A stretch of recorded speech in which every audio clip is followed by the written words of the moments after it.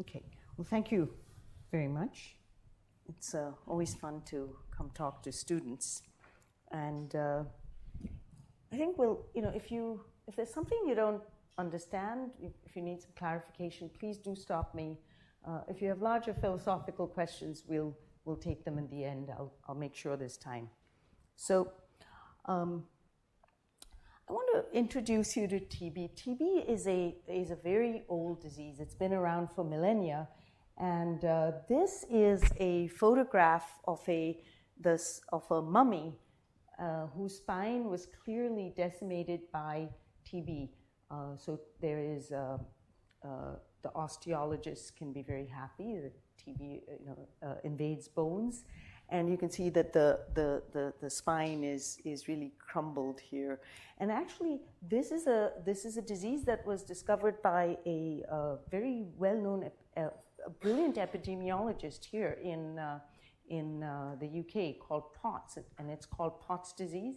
And interestingly, my mother had this when I was a child, and fortunately she did not suffer the fate of this mummy, but as you'll see in a minute, she did suffer quite a bit because TB is a difficult to treat disease, as we're going to talk about in a minute, and she spent at least 2 years, if not more, of her life being bedridden and getting treatment when I was a small child. Now, partly because it's so old, TB is the greatest infectious killer of humanity, and this graph shows very nicely how it really dwarfs well-known scourges such as smallpox, malaria, plague. We think of plague as decimating humanity, but TB has killed about 1 billion people so far. And if you were to look at COVID, it would be just a little dot here partly because of its modernity. TB, so as I alluded to, the problem with TB is that it's still persistent. It's still here with us, despite the fact that antibiotics have been around for about 60 odd years. The initial therapies for treatment regimens were also devised in the UK in what are the famous MRC trials.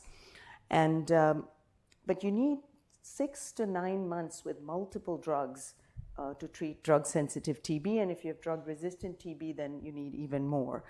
And there's been a vaccine since 1921, but it's called the BCG vaccine, and those of us who come from more TB endemic areas will have had this vaccine. But the problem with this vaccine is that it offers about 50% protection against very, very severe forms of childhood TB. But then these same children go on to be just as susceptible to adult TB, which is the more transmissible kind. So it hasn't really helped to thwart the global burden of TB. And so, as I told you, TB looms large. There's about 10.6 million cases as of last date, about 2022, 1.3 million deaths. So that gives you a case fatality rate of about 15%, which is pretty high. And if now of these, about 410,000 cases are what are called multi-drug resistant TB, antimicrobial resistance, or AMR, as it's called. And this has led to 160,000 deaths. So that gives you a 40% case fatality rate. And so, you can appreciate that the rates of the case fatality of TB, which is a very prevalent disease to this day, are really very high. Many, many cancers have have lower fatality rates than does TB. And there's another bad thing about this drug-resistant TB, and that is that it is transmissible. And this brings me to an interesting point. Normally when a bacterium becomes resistant to an antibiotic, often it's at the cost of fitness. Let's say the antibiotic damages the cell wall. Now, if the bacterium modifies its cell wall so it's no longer attacked by that, you might imagine that its cell wall has become weaker, as an example. And so one would expect that multi-drug resistant strains of TB would have a fitness cost. It turns out that they don't, because at least 20, if not more, % of people who get drug-resistant TB get it not because of treatment failure or failure to conform to treatment, but because they acquired the resistant strain de novo. Okay, so, but the thing that I want to get to with you today is a story. And this has to do with why people are more susceptible, why some are more susceptible than others. So I should preface this by telling you that the long-standing dogma in the field has been that TB is a lifelong infection, that people get it, it goes latent in you, kind of like the herpes virus model, for those who know herpes viruses, and it sticks around in you, and then at some point when your immunity weakens, as you age, which is another way your immunity can weaken, that will recrudesce and you will get TB. And working on the side, this is kind of my night gig, with my colleagues from McGill and University of Pennsylvania, Marcel Baer and Paul Edelstein, we've shown that this is actually not true. So we've done extensive epidemiological analyses of existing studies and data, which are beautiful and span about, about 100 years, that actually, most people who get TB will clear it. And it doesn't mean that the bug will not go latent in them. They will simply eradicate the infection.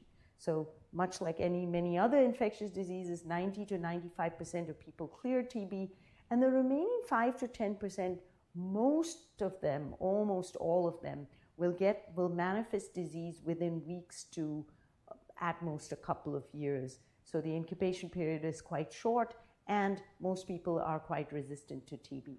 But I've just finished telling you that it's a terrible disease, with a huge burden. So and what I'm telling you is that this represents just about 5% of those who get infected. So of course, a critical question, both for the sake of understanding the disease, but also for the sake of being able to tackle it, is really, why do those 5 to 10% not clear TB? What is different about these people? So obviously, the first thing that comes to mind is genetics, because after all these people have been exposed to TB. But you might say, but maybe some people got more of it, some people got less of it, there's stochasticity, there's chance, and so on. But as it turns out, the fact that that there is an underlying difference in genetic susceptibility to TB came to be known through a very unfortunate natural experiment that was done by accident. So I told you that BCG, the vaccine, was devised in 1921.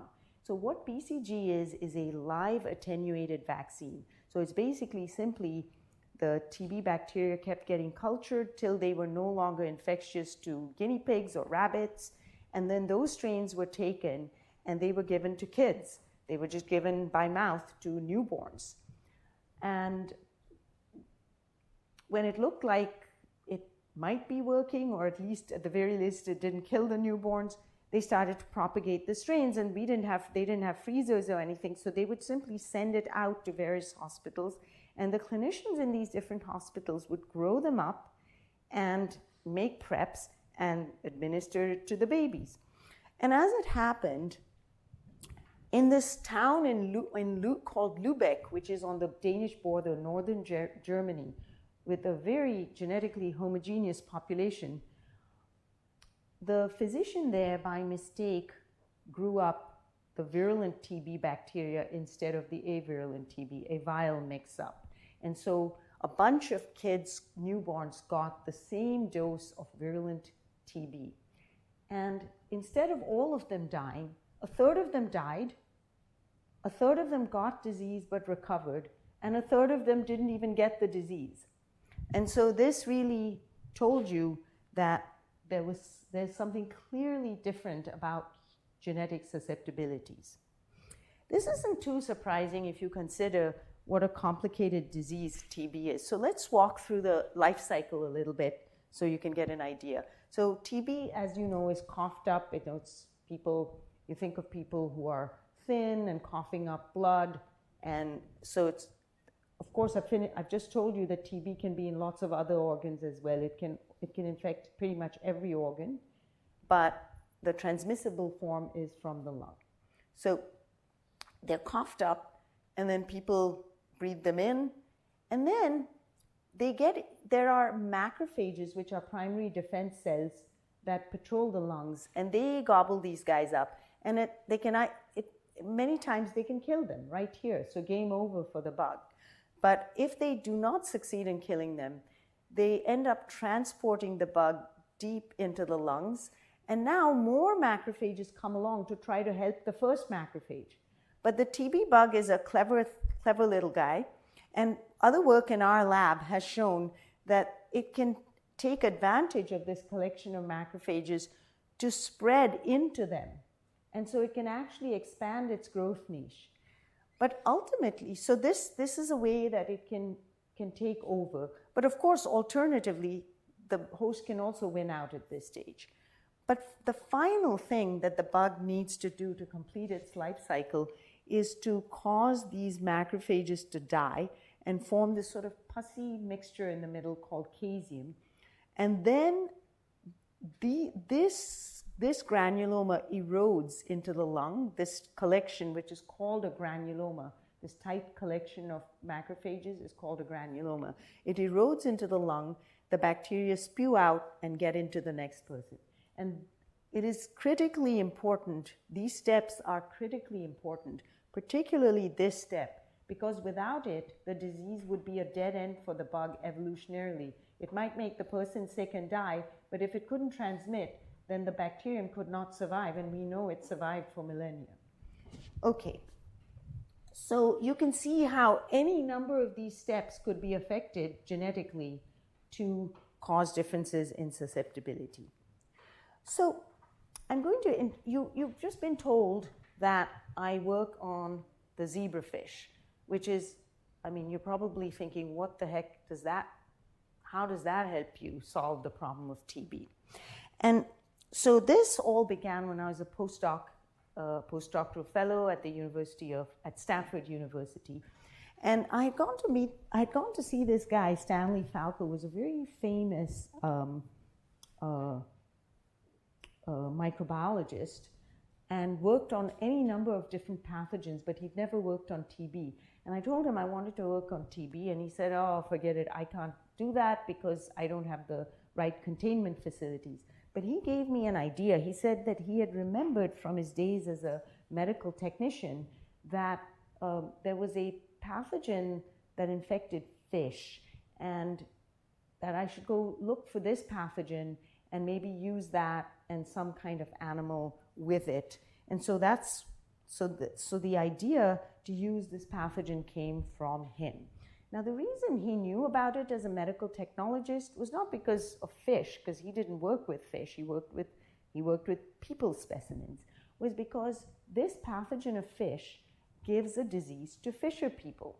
So fishermen get a disease, but it's more peripheral and doesn't disseminate deep like TB, which is why it's a relatively safe pathogen to work with.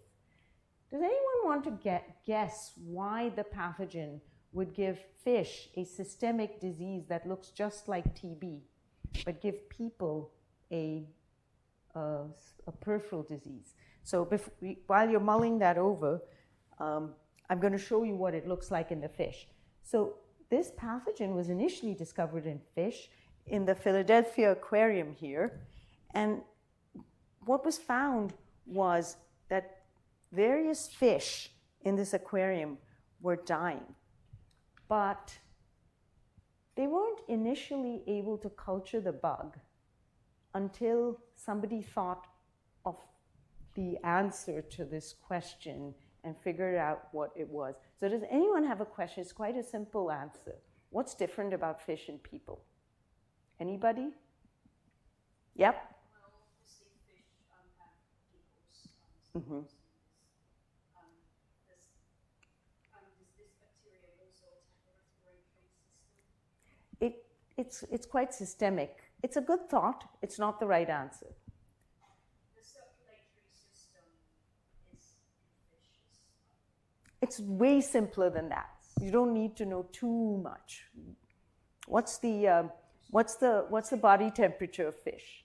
It fluctuates. They're cold-blooded. Exactly. So they have so they're ectotherms, whereas we are warm-blooded. So it gives cold-blooded animals a systemic disease, and it gives warm-blooded animals like us a peripheral disease because only our periphery is cool. It can't go in deep because it wouldn't survive. So it turns out its optimal growth temperature is about 33 degrees versus 37, which is our core body temperature, or it's even higher. And so Aronson figured out they couldn't culture the bugs.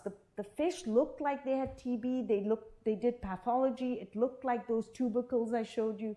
And it was only when one day he said, maybe it's because the fish are cold-blooded. And so then he started to culture them, the tissue at low temperature, and now he could grow out the organism. And so in the fish, in the zebrafish, I would like to show you what the granulomas look like. So this is a real granuloma, those cartoon structures I showed you. This one doesn't have the bugs stained, so you can only see the host cell stained. You can see the blue nuclei, the pink cytoplasm, and you can see in the middle there's no nuclei because necrosis. There are no more cells there. The bugs have necrosed. Now this is a similar granuloma that I isolated from a zebrafish, and you can see it looks very similar, nicely organized. Where there are cells, the bugs grow a little bit, but where they've managed to break out, they can really grow like gangbusters, and this is the feature of TB that makes it so transmissible. Okay, but the beautiful part of the zebrafish, which is why it's such a favorite tool of developmental biologists, is that it has a prolonged embryonic phase where it is transparent. So it's tiny and it's transparent, and you can look at things live. You can look at things happening in it. You can look at hearts developing and tails developing. And so we decided to see if we could look at TB in the fish. And so here we've infected a fish larva with fluorescent bacteria, and you can see that these aggregates or granulomas have formed. These are some single macrophages. So it's all starting to look good. But you can look at it in more detail by taking fish and engineering them to have macrophages that are green fluorescent and infect them with blue fluorescent bacteria. And you can see this nice, tight granuloma has formed. So this really, warmed our hearts, and we realized that we might be on the right track. So just so you know, we make these fish look very big in pictures, but they're tiny, and they fit in the cravat of Lincoln on the U.S. penny. That's how tiny they are. So we have to devise methods to work with them. And so we have these finely pulled glass needles, and we fill them with bacteria with a little red dye in them, phenol red, and then we use a little suction device to hold the fish and inject the bacteria into various and sundry places in the fish. So here's one where we're injecting it directly into the brain because we want to look at what happens there. But this is a more typical route where we inject the bacteria into the bloodstream, and you'll see the bacteria creeping up the blood there. And we can do this, people in my lab can do this at about the rate of about 100 an hour. So it's a pretty good clip. But then things get really interesting, because what we can do is we can put these guys into 96 well plates and just put some fish water in them. And they don't need to be fed because of this yolk. They have yolk there that'll keep them going for about 14 days or so. So you don't need to feed them. So it makes things very convenient. And you can take this whole plate and stick it on ice, which gives them thermal anesthesia, so they stop moving, they stop swimming. And then you can stick that plate under a inverted microscope with a motorized stage, and you can get your pictures. And then you can write a little code, and you can see how infected these fish are. And so you can look at these fish every single day and see what's happening, what's different, and so on. So this has proved to be remarkably powerful. So on this backdrop, remember, let's go back to our question. The question was, why are some people genetically more susceptible than other people?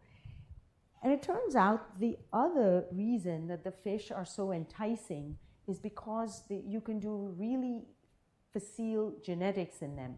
And you can do what is called reverse genetics, which is basically where I know what a candidate gene is and I can knock it out. We've tried all different technologies, but of course now everybody does CRISPR-Cas mutagenesis. But what's even more enticing in the fish is that you can do something called forward genetics. You can mutagenize the fish and you can screen them to see which mutants are more susceptible. You can ask the fish to tell you what genes make it more susceptible, and then once you find the susceptible cohorts or the fish, you can go back and map the gene and figure out what the gene is. And this is the approach we took because we wanted to have an agnostic approach to ask, what is it that makes people more susceptible or less susceptible? So this work was initiated by a postdoc in the lab, David Tobin, who has his own lab at Duke. And interestingly enough, I've been sending one of my Cambridge students has now gone to be his PhD student. So yes, there's a little bit of cross-fertilization going on. So David made a slew of mutants, and I'm going to tell you today the story of just one of these mutants. And so this is the wild-type sibling. And when he looked at his mutant, it's easy enough to see that this is really way more infected than the wild-type sibling. So that was good. So now he mapped the gene. I have one more thing to tell you. Remember I told you that necrosis is really bad, that final step? And what he identified was that the mutant had a hyper-accelerated necrosis, which is why the bugs were growing so quickly. So here again is the wild-type granuloma. I've shown you this before. His mutant very quickly looked like this. And what you can see is that the green is going away because the macrophages are being killed, and the bugs are growing, already starting to grow.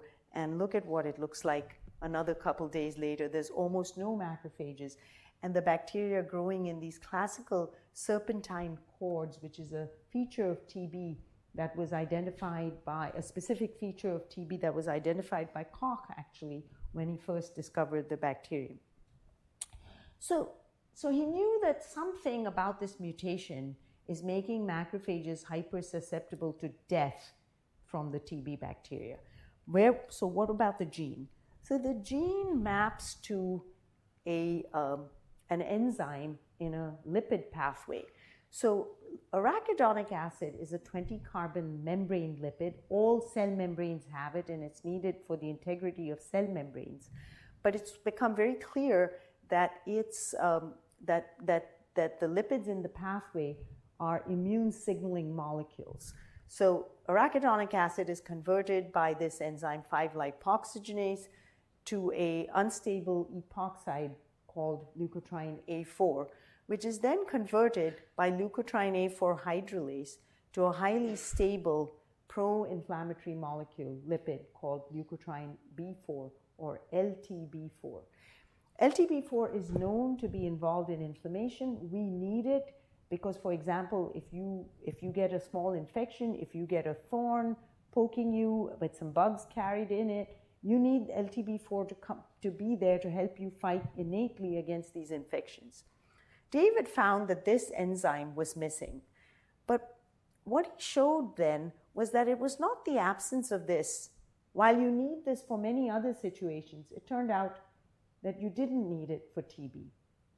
What was happening instead was that in its absence, this enzyme this substrate was being shunted to another pathway.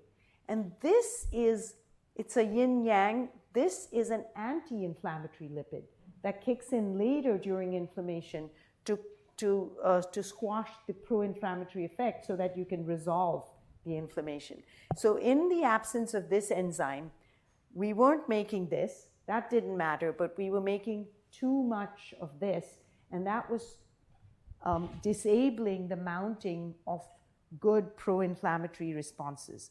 So I want to take you through this because, of course, all of this was done in fish. And as I like to say, it wasn't even just done in sushi, it was done in fish eggs or caviar. And we're asking the people in the TB community to believe that anything we've seen here has anything at all to do with human TB. So David found that in humans, there was a common variant in the leukotriene, in the LTA4H, that enzyme's promoter.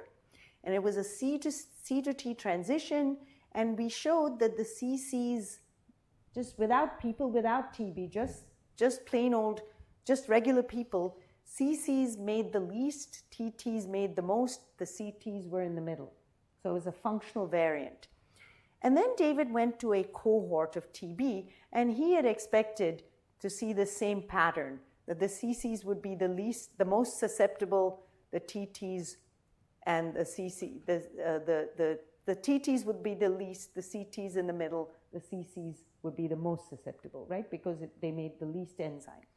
And he had a surprise, because in the humans, it was a dichotomous effect. The CCs and the TTs were both severely affected, and it was the middle that was protected. So this is what is called a heterozygote advantage model. So what could that be from?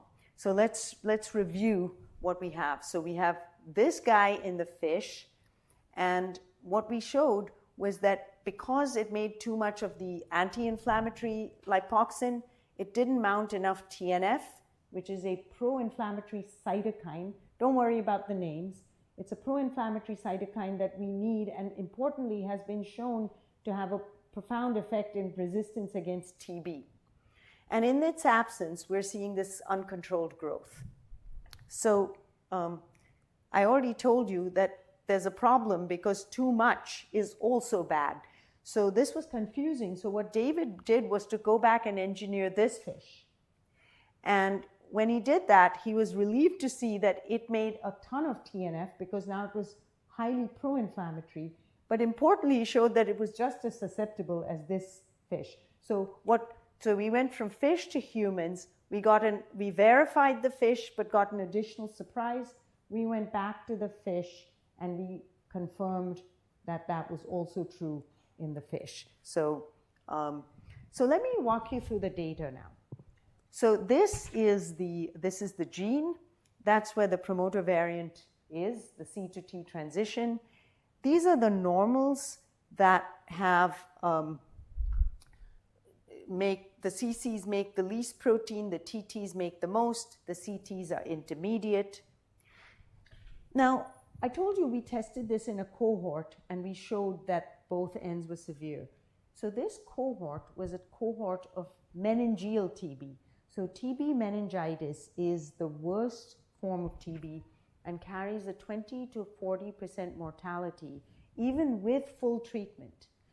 And this is because there's a very severe inflammation that develops at the base of the brain.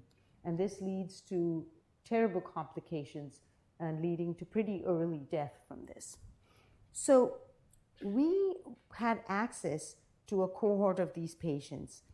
And because of this, let me go backwards. Yeah, because of this inflammatory mess that forms here, people for many, many decades, physicians had come up with this idea that maybe we should also treat the inflammation in addition to antibiotics. And so they had started to treat these people with a broadly acting anti-inflammatory agent, a glucocorticoid or a corticosteroid. And so everybody was doing this in a sort of physician-dependent manner when Guy Thwaites, my now colleague, decided to do a randomized trial to test if corticosteroids actually did help in TB meningitis. And he published this seminal study, and he showed that it did. This is a corticosteroid, and he showed that it did improve survival. But look at this difference; it's barely significant. However, this is now the standard of care because any improvement is better than no improvement. But when we saw this result in the light of David's findings, we came up with an idea as to why this might be. Why might it be that only that an anti-inflammatory steroid has such a small effect? Is there something about the genetics of that population? Do you think we might have had the answer? Anybody? Can you guess? What could it be? What could they be? What could it be to do with the LTA4H gene? Remember, we had the highs are pro-inflammatory. Yep. No, because remember, yes, precisely, as in either no effect or too far, right? So let's see if you're right. Okay, so we took these people. Guy, bless him, had saved blood from,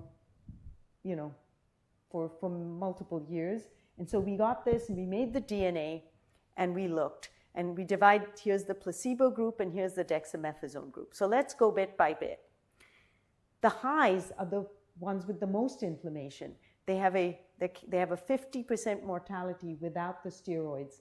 With the steroids, there was not a single death in the cohort.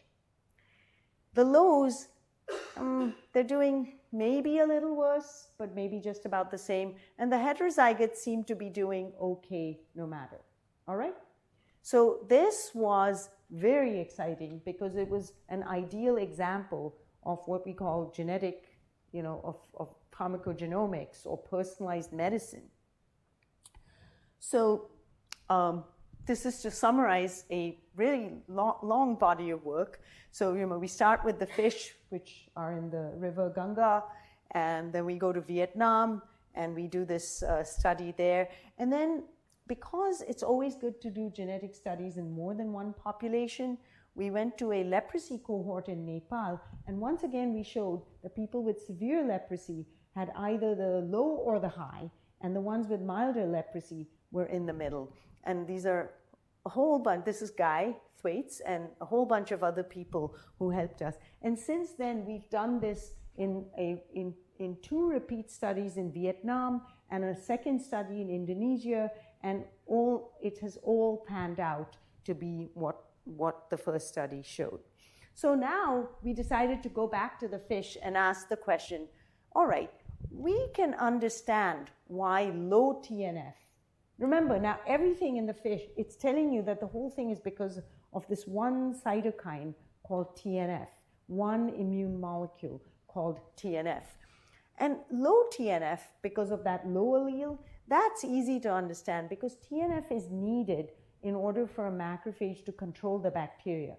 Without it, macrophages can't control bacterial growth. And so you could imagine the bacteria overgrowing and the macrophages rupturing. And then once the TB bug comes out, it doesn't have very good defenses against it, like antibodies and so on, which don't work terribly well. And so, we've lost control of TB once it emerges from the macrophage. But our real question was, why in the high, where you have more TNF, you should actually do better? Why are you doing worse? And when we went and looked, we being a new postdoc who came to the lab, Fran, who now also has his own lab in Spain, he showed that initially the macrophages were controlling the bacteria better than here. And yet suddenly they would pop open, the few bacteria would come out, and they would then just start growing because they had no checks. And that's Fran there. And so Fran has since figured out the pathway by which this happens. And it's actually a sort of a fantastical pathway. I mean, you almost couldn't make this up. So I want to share this with you. So what he found was that when TNF is in excess and binds, all these immune determinants have a receptor on the cell. So it binds its receptor, and when this is in excess, it triggers these kinases. Again, don't worry about the names, it's just the concept that matters. And these kinases somehow induce the mitochondrion, which is the powerhouse of the cell where energy is made from, to make a lot of reactive oxygen species. And this is somehow killing the cell. But before it kills the cell, it's diffusing, it's highly diffusible, and it's diffusing to the compartment where the bacteria are. The bacteria are in these phagosomes, these little vacuoles. And it's starting to kill the bugs because bugs do not like reactive oxygen species, so they start to die. And but then, before they finish killing the bugs, they kill the cell, and those few bugs come out, and then I told you what happens. They grow uncontrolled. So Fran looked into this more, and he kept mapping the pathway. He's quite a genius. I can't imagine anybody else doing this. He has a sort of intuitive feel for how to approach a problem, to approach this kind of problem. And he identified that there was a phosphatase that's associated with the mitochondrion that was also needed. So now he had linked the path to the mitochondrion because we knew it made more reactive oxygen species. So then the question was, okay, but how is this happening? Now, you all know about many of you know about the electron transport chain, right? So metabolites, from metabolism, you get NADH that goes to the mitochondrial electron transport chain. It's in the inner membrane of the mitochondrion. And now the electrons start flowing forward, and finally they get to complex 5, where you get ATP production, right? This is what is normal electron transfer. But and during this electron transfer, you can make some reactive oxygen species at complex 1 and complex 3. But when Fran tested for that, it turned out that that wasn't happening. But rather, what was happening was something that we had never heard about, but it was an old, little-known phenomenon, and that is reverse electron transfer. So what was happening was that somehow electrons were flowing backwards instead of forwards from complex 2 to complex 1, and you were getting a ton of reactive oxygen species, or ROS, made at complex 1. And that was what was happening, Fran showed. Now, when do you get reverse electron transfer? The situations when people have seen reverse electron transfer in the past is when you have overproduction of succinate in the Krebs cycle, which feeds into the electron transport chain. And when you get excess of succinate being oxidized, you get an over-reduction of coenzyme Q, which is a coenzyme in this thing. And this somehow pushes electrons backwards through some biophysical principle that I have tried to read about and do not fully understand, and don't think anybody really does either. But you definitely get electrons flowing backwards. That's been shown, and you get increased ROS production.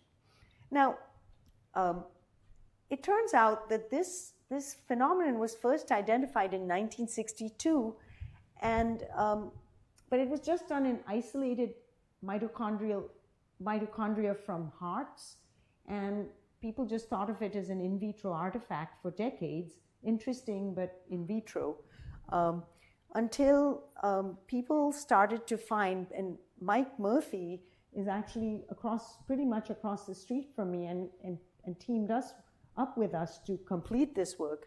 He had shown that reverse electron transport is important in heart attacks, because in heart attacks what happens is the heart stops functioning for a little while, and so the Krebs cycle, you can't do aerobic metabolism because there's a lack of oxygen, and so the Krebs cycle stops, so succinate accumulates. Let's go backwards. You start accumulating succinate. Then, as the injury is resolved, the heart starts pumping again, and now you've got this excess succinate and the Krebs cycle is now converting it to fumarate, and with great gusto, and now you get the same thing happening. And it turns out that it's that reperfusion phase that's more damaging to the heart because of the reactive oxygen species that come along and damage the heart. So this was all known. So we said, okay, gosh, in our system too, there must be some damage to the heart. There must be an excess of the Krebs cycle. So we started to look, how can that be? So the Krebs cycle, if you remember, is fed by several things. Glycolysis, fatty acid oxidation, and glutaminolysis can all feed into the Krebs cycle and therefore potentially rev it up. So we tested for each of these. And so we tested for glycolysis, for fatty acid oxidation, and for glutaminolysis. And we found multiple inhibitors and inhibited all these. And we ruled out these as the cause of the revved up Krebs cycle in our system. And rather, we found that it was glutaminolysis that was doing it, excess glutaminolysis. And specifically, we showed that it was excess glutamine transport into the cell.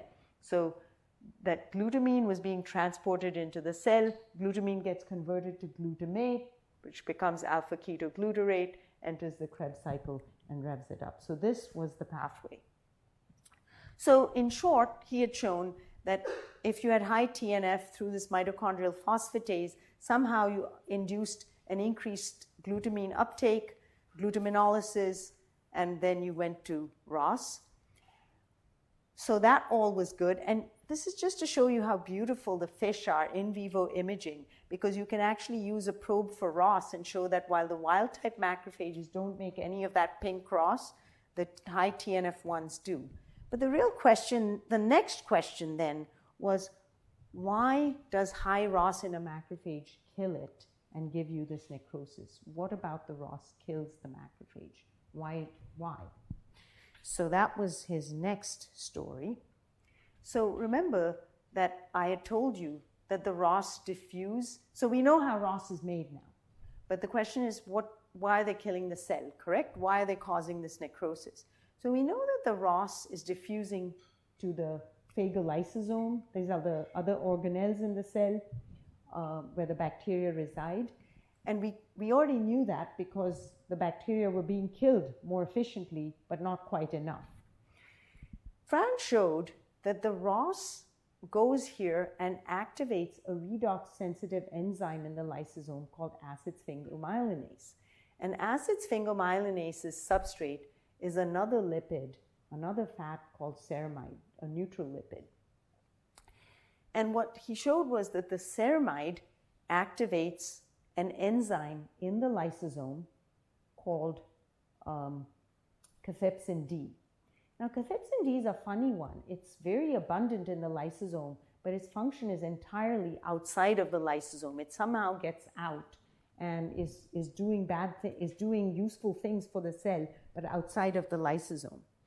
And one of the things it's been shown to do is that it activates a cell death protein called BAX, which is a canonical cell death protein. And Franz showed that indeed, in his pathway, acid sphingomyelinase was activating ceramide, was activating cathepsin D, and was activating BAX. Now, BAX is a cell death protein. It's the canonical protein for a cell death, programmed cell death mode called apoptosis. And apoptosis is where BAX goes to the outer membrane of the mitochondrion, forms a pore, oligomerizes to form a pore, and causes leakage of cytochrome C, which activates these enzymes that kills the cell. But what Franz showed was that our cells were not dying by apoptosis. That was not the reason that they were dying. And furthermore, he showed, using very nice localization studies, that BAX was not working at the mitochondrion at all, but rather it was working in yet another organelle called the endoplasmic reticulum, or ER. And the ER, among many things, one of the things it does is it is a repository for cellular calcium. And so what Franz showed was that the BAX was going and working at the ER, and what it was doing was it was activating a set of receptors a set of channels called the ryanodine receptors that send calcium out of the cell. And he found that the calcium was going out from these ryanodine receptors through a channel in the mitochondrial calcium uniporter. And so now you were loading up the mitochondrion with calcium. And this calcium was signaling a matrix protein called cyclophilin D to go to the inner membrane, not the outer membrane, but the inner membrane of the mitochondrion and form a pore. And this pore was causing the loss of voltage potential, and now the cell was dying because it no longer could maintain voltage potential in its energy-giving organelle. Okay, so we have a pathway where we start in the mitochondrion with an inorganic molecule that diffuses, starts a whole chain of events involving all kinds of different proteins and at least 3 organelles, 4 if you count the cytosol as another organelle, and ends up with an inorganic molecule, calcium, that then is the ultimate cause of the death. Okay, so this is all really nice cell biology. None of this was known, which is a wonderful plug for studying bacteria, because bacteria have been around a long time, so they can teach us about ourselves and our own biology and physiology. But Fran wanted to take this a step further, and he wanted to see if identifying this pathway could lead you to any drugs. And these would be an interesting category of drugs, because they would not be drugs that targeted bacteria. You know, normally your antibiotic gets the cell wall of a bacterium or the ribosome of the bacterium to prevent protein synthesis, or, you know, messes up DNA replication with gyrases and so on. But this would be, if the bug needs a particular host pathway in order to prosper, what if I tap down that host pathway? Can I thwart the bug in that manner? And that was the kind of, so a host targeting drug. And so he went up and down the pathway and he identified a bunch of drugs. So first of all, an anti-diabetic drug called metformin turns out to inhibit complex 1, which is the very first thing he found from which ROS was being made. And indeed, he showed that if he used metformin on these animals, the ROS no longer got made and they were no longer susceptible. An old antidepressant called dizipramine, those of us who were depressed in the pre-SSRI era will know this drug well. This turns out to activate acid sphingomyelinase. To inhibit acid sphingomyelinase. Fran showed that if he used this drug, he again could inhibit this, and he could now lose the susceptibility. Okay? Then he goes further down and finds a drug that inhibits ryanodine receptors. These are all actual drugs in the market. And sure enough, that also worked. But his most interesting idea was to use what are called calcium channel blockers. Calcium channel blockers are among the most widely prescribed drugs in the world. They're used for all kinds of things: high blood pressure, heart arrhythmias, migraines, so on. And they block a kind of calcium channel called L-type calcium channels on the surface of the cell, on the plasma membrane. But what Fran reasoned was that the reason that they get used in the first place is that they just stop calcium going into the cell a little bit, so that the pathology of whatever is going on, high blood pressure, is mitigated, but the cell's function remains intact. And so he reasoned that if he just lowered the calcium going into the cell, it would, you know, feed forward and you would have less calcium in the ER and so on. And lo and behold, that really worked, and he could mitigate the whole pathway simply by using these calcium channel blockers. So I think I'm going to close here, and I hope I've convinced you that because mycobacteria are such amazing biologists, because they've had to co-evolve with us, and they've had to survive, you know, for millennia by giving us disease. And so because of this, they've learned all the tricks, and they are, excellent immunologists, cell biologists, biochemists. And this is just one of many pathways that we've identified in the lab, but one that I chose to tell you the story of. And we can, so I hope I've convinced you that by studying this, you can also identify completely new drugs that can go, can potentially go into clinical trials, which we're now working on with Guy Thwaites. And it's an ideal example of precision medicine because these drugs that we've identified would be only useful for patients with the high LTA4H or high TNF, because this pathway wouldn't be working and wouldn't be relevant in the other ones. And finally, I would like to, remind you that fish can be friends. And, I just want to end with a sort of a bit of a philosophical take on TB. So, we always think about, when we think about evolution, we think about inflammation as having evolved to help us fight infections. And undoubtedly that is true. And then we think about inflammation in the modern era as giving us, what we call inflammatory diseases, such as heart disease, heart attacks, and diabetes, and joint diseases, and inflammatory bowel disease, and so on. So we think that something that evolved for inflammation, for infection, and was beneficial has sort of, its utility has tipped so that it's giving us these sort of modern diseases. And I would say that our work says that the picture is much more complicated and is not explained so easily by this sort of evolutionary scenario, because I've just finished telling you that TB is also not only a disease of pro and failed inflammation, as was the case with the low TNF group, but also a disease of overly aggressive or inflammation. And so, so it's sort of like a disease of, it's a dichotomous disease, it's too much or too little inflammation.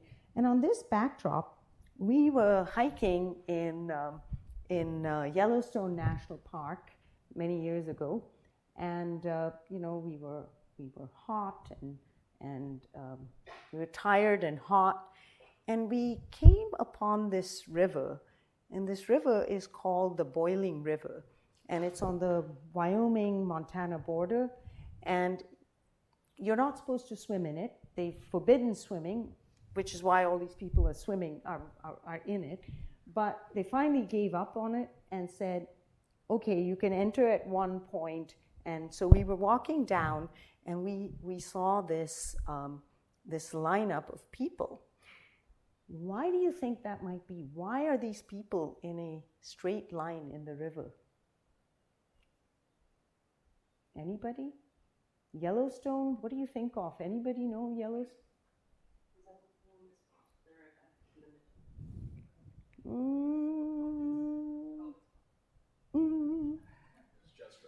Just right, exactly, because it's called the Boiling River. So it's a cold mountain river fed by these hot springs. So and so as we're walking along, and my husband, who probably heard me, ad nauseum about this pathway, the poor guy, he said, I think this is your pathway. And indeed, when you go in, you can see that there's your hot spring. And if you go here, you will boil. You cannot go here. It's literally, you have to be here. And if you go anywhere here, you will freeze. And so you have to be right in the middle. And so I would submit that, unlike what we thought, TB is also a disease of